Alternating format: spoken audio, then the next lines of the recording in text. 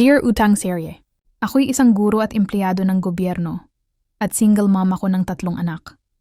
Iniwan kami ng asawa ko at milagro na lang kung paano kami nabubuhay araw-araw. May utang ako sa 4 na bangko at iba pang tao at kahit na ang sahod ko sana ay 5,000, nakasangla na ang ATM ko. Ibig sabihin, kahit may trabaho ako, wala namang pumapasok na pera. Swerte na lang dahil ang tatay ng mga anak ko wala ding maitutulong kahit piso. Kasi akala niya sapat na ang trabaho ko. Hindi ko alam kung nasaan na siya ngayon. Hindi ko rin kayang magsampa ng kaso laban sa kanya dahil ang mga utang ko ay siguro umaabot na ng 1 milyon.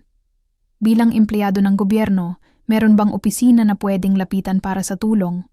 O may alam ba kayong pwedeng magpahiram ng 1 milyon para masettle ang lahat ng utang ko? Talagang nawawalan na ako ng pag-asa. At kung may mga mabubuting puso na gustong tumulong sa akin sa pagkain, talagang magiging masaya akong makilala kayo. Salamat po.